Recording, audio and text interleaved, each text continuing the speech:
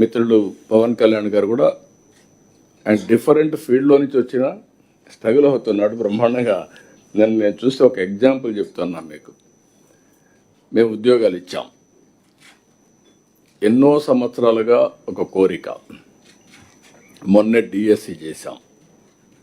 ఎన్ని పిటిషన్లు రావాలనో అన్ని కంప్లైంట్స్ వచ్చి, రిట్లు వచ్చి, హైకోర్టు నుంచి సుప్రీంకోర్టు వరకు వస్తే 31 కేసులు ఫినిష్ చేసి నిన్న వాళ్ళకందరికి ఉద్యోగాలు ఇస్తే ఎంత హ్యాపీగా ఫీల్ అయ్యారంటే హిస్టారికల్ మీటింగ్ అనిపించింది. అంత మునుపు డిఎస్సి పెట్టాం, దానికి ఇదే అంద అన్ని రిట్లేసి గందరగోళం చేస్తే అన్నీ కూడా క్లియర్ చేయించాం. అక్కడికి వచ్చినప్పుడు డిప్యూటీ సీఎం గారు కూడా ఒక కానిస్టేబుల్, మీరు గుర్తుపెట్టుకోవాలి, మమ్మల్ని ఒక రిక్వెస్ట్ అడిగాడు. సార్ నాకు ఉద్యోగం వచ్చింది, హ్యాపీ, మా ఊరికి రోడ్డు లేదు, ఆ రోడ్డు చేస్తానని అడిగాడు బాబురావు. నేను డిప్యూటీ సీఎం గారు అక్కడే ఉన్నారు కాబట్టి పంచాయతీరాజ్ డిపార్ట్మెంట్ వారిదే కాబట్టి నేను చెప్పాను. వారు అక్కడి నుంచి డిపార్ట్మెంట్కి మెసేజ్ ఇచ్చి దానికి 3.9 crores కాస్ట్ అవుతుందని చెప్పి ఎస్టిమేట్స్ తీసుకొచ్చి మీటింగ్లోనే అనౌన్స్ చేశాం. That is the response. మీరు గుర్తుపెట్టుకోవాలి, బాధ్యత కలిగిన ప్రభుత్వం అంటే మీకుండే అధికారాలని దుర్వినియోగం చేయడం కాదు, సద్వినియోగం చేయడం. ఇలాంటి ప్రతి ఒక్కరిలో ఒక ప్రోయాక్టివ్ గవర్నెన్స్. ఈరోజు ఊరికే పెట్టుబడులు రాలేదు, మీరు గుర్తుపెట్టుకోవాలి. ఎప్పుడో ఒక విత్తనం వేశారు హెచ్ఆర్ మినిస్టర్ గారు లోకేష్ గారు, ఎక్కడ అమెరికాలో గూగుల్కి. వాళ్ళు ఇండియాలో పెట్టాలనుకుంటే ఎవరు గుర్తొచ్చాడు, మనమే గుర్తొచ్చాం. దానికి కూడా మళ్ళీ పర్ఫార్మెన్స్ ఉంది. Green energy, cost effective energy, దానికి మనం దోహదం చేశాం. దోహదం చేసినప్పుడు వాళ్ళు ఆలోచించి ఫస్ట్ టైం రిఫార్మ్స్ వచ్చిన తర్వాత $15 బిలియన్ ఇన్వెస్ట్మెంట్ విశాఖపట్నానికి వచ్చిందంటే అది ఈ ప్రభుత్వం యొక్క పట్టుదల, చేసే పర్ఫార్మెన్స్. ఇక్కడికి వచ్చినప్పుడు మీకు అందరికీ ఇదే కాకుండా డేటా లేక్ తీసుకొచ్చాం. ప్రతి ఒక్క సిటిజన్ డేటా, ఫ్యామిలీ డేటా, అంతా డేటా అంతా కూడా రియల్ టైం. మీ ఫైల్స్ అన్నీ కూడా ఇంకా నాకు కొన్ని ఉన్నాయి.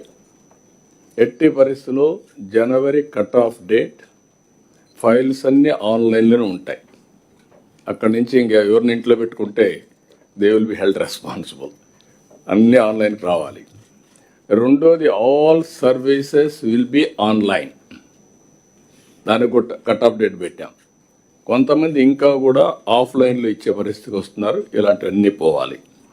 ఇప్పుడు నెక్స్ట్ మనం పోయిన విధానం మీరు ఒకసారి చూస్తే అవేర్ తీసుకొచ్చాం. ఎక్కడికక్కడ సెన్సార్స్ పెట్టాం, ఐఓటీ డివైసెస్ పెట్టాం. Around 42 parameters. మీకు డేటా కావాలంటే రియల్ టైం మీ కంప్యూటర్లో ఉంది. దీనికి ఆర్టిఫిషియల్ ఇంటెలిజెన్స్ తీసుకొచ్చాం. మీరు ఏదైనా డెసిషన్ మేకింగ్ కావాలంటే రియల్ టైం మీ జిల్లాకు సంబంధించింది, మీ గ్రామానికి సంబంధించింది, ఒక సమస్యకు సంబంధించింది మీరు తీసుకునే పరిస్థితి తీసుకొస్తున్నాం. నేను చాలాసార్లు మీ అందరికీ చెప్పాను, we are an inspiring time. Hard work కాదు, స్మార్ట్ వర్క్ చేస్తే ఏదైనా సాధ్యం. అది మనం చేసుకుంటా పోతే ఈజీ అవుతుందని చెప్పాను. ఇన్ కోర్స్ ఆఫ్ టైం మీరే చూస్తారు. ఇక్కడికి వచ్చినప్పుడు ఇంకొక సబ్జెక్ట్, మనం centrally sponsored schemes. Almost all centrally sponsored schemes అని డిఫెక్ట్ అయిపోయినాయి.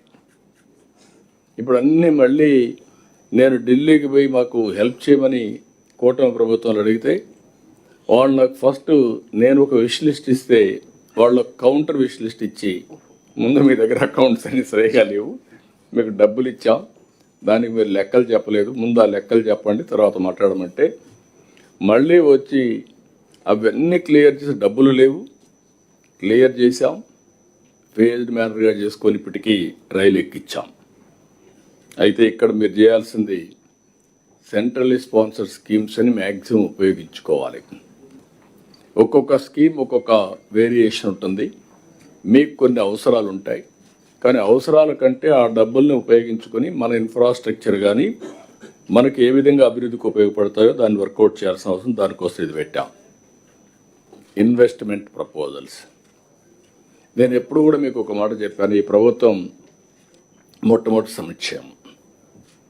మేము ఎన్నికల్లో చాలా స్పష్టంగా హామీ ఇచ్చాం, సూపర్ 6 అమలు చేస్తామని. ఈరోజు మీరు ఒకసారి చూస్తే రెట్రాస్పెక్ట్ ఎఫెక్టివ్గా పెన్షన్లు ఇచ్చాం. 4,000, 6,000, 10,000, 15,000. అక్కడి నుంచి ప్రతి నెల మొదటి తారీఖున ఇస్తున్నాం. పేదల సేవలో మన అందరం పోయి కూడా మళ్ళీ ఇస్తున్నాం, అంటే రీఎన్ఫోర్స్ చేయడానికి మళ్ళీ చేస్తున్నాం. ఒకప్పుడు జీతాలు కానీ ఉద్యోగస్తులకు పెన్షన్లు కానీ ఇవ్వలేని పరిస్థితి ఉంటే ఈరోజు అవి రెండు కూడా రెగ్యులేట్ చేసి మొదటి తారీఖున అవసరమైతే ఆ రోజు హాలిడే అయితే 1 డే ఇన్ అడ్వాన్స్ ఇస్తున్నాం. రెండో ప్రోగ్రాం మీరు చూస్తే తల్లికి వందనం. దాన్ని కూడా అందరికీ, 2 పిల్లలుంటే 2 పిల్లలకి, అందరికి 3 ఉంటే, కొంతమంది 6 మంది 7 మంది వచ్చిన కూడా ఉన్నారు. భవిష్యత్తులో నాకు అనిపించింది వాళ్ళే ఈ దేశ భక్తులుగా తయారవుతారు. ఎందుకంటే పాపులేషన్ తగ్గిపోతూ ఉంది. ఇప్పుడు మామూలుగా మనం పాపులేషన్ మేనేజ్మెంట్ మాట్లాడుతున్నాం, ఎక్కువ మంది మినిమం 3 children 2 children మాట్లాడుతున్నాం. దానికి ఇది ఉపయోగపడే పరిస్థితి వస్తుంది. ఇంకొక పక్క అన్నదాత సుఖీభవ 2వ ఇన్స్టాల్మెంట్ కూడా ఇచ్చాం. అక్కడి నుంచి వాళ్ళు కూడా మోటివేట్ చేసి ఇంకా కొన్ని సమస్యలు నేను మాట్లాడుతాను, దాన్ని కూడా జయప్రదం చేశాం. ఇంకొక పక్కన దీపం 2 కానీ, అదే మరి శ్రీశక్తి కానీ, ఇది కాకుండా మెగా డిఎస్సి, నిన్న కానిస్టేబుల్స్, ఇవి అదర్ వెల్ఫేర్ ప్రోగ్రామ్స్ అన్నీ కూడా స్ట్రీమ్ లైన్ చేశాం. అభివృద్ధి ఒక పక్కన, రెండో పక్కన సంక్షేమం.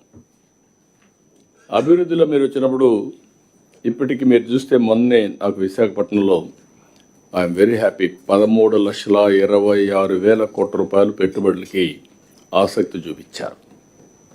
అప్పటికే 8,80,000 కోట్ల రూపాయలు క్యాబినెట్ క్లియర్ చేశాం.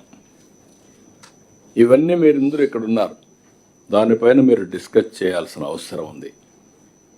అది అమలు చేసే బాధ్యత జిల్లా కలెక్టర్ది. ఇంతవరకు ప్రాజెక్టు స్టార్ట్ చేస్తున్నాం, క్లియరెన్స్ అన్ని డిలే అవుతున్నాయి. ఇంకొక పక్క ప్రాజెక్ట్ అంతా కూడా చాలాసార్లు తిరిగి కొంతమంది రావడం మానేస్తున్నారు. అలాంటి సమస్యలు వచ్చే పరిస్థితి వస్తుంది. అందుకే మనం స్పీడ్ ఆఫ్ డూయింగ్ బిజినెస్ అన్నాం. ఒకప్పుడు ఈజ్ ఆఫ్ డూయింగ్ బిజినెస్ ఉండేది, ఈరోజు అవన్నీ మనం చేసే పరిస్థితికి వచ్చాం. ఇక్కడ ఏ విధంగా లాజికల్గా తీసుకెళ్తారు, ఏ కలెక్టర్ ఏ ప్రాజెక్ట్ ఎంత స్పీడ్లో తీసుకెళ్లారు, మీరు కూడా గుర్తుపెట్టుకోవాల్సింది, పెట్టుబడులు పెడితే వాళ్ళని తక్కువగా చూడడం. ఏదో నేను కలెక్టర్, నేను మంత్రి కాబట్టి పెట్టుబడులు పెట్టే వాళ్ళందరూ కూడా మా దగ్గరకు నిలబడుకోవాలి, వెయిట్ చేయాలి అనే యాటిట్యూడ్ పోవాలి. ఈ రాష్ట్ర అభివృద్ధి కోసం ఎవరు సహకరించినా వాళ్ళకు మనం అండగా ఉండి గౌరవించే విధానంతో ముందుకు పోతేనే సాధ్యం అవుతాయి. ఏ రాష్ట్రానికి రాని పెట్టుబడులు ఇక్కడ మనకు వస్తున్నాయంటే దానికి కారణం మన విధానంలో. ఒకప్పుడు పెట్టుబడులే వచ్చేటివి కాదు, ఇది కూడా మీరు గుర్తుపెట్టుకోవాల్సిన అవసరం ఉంది.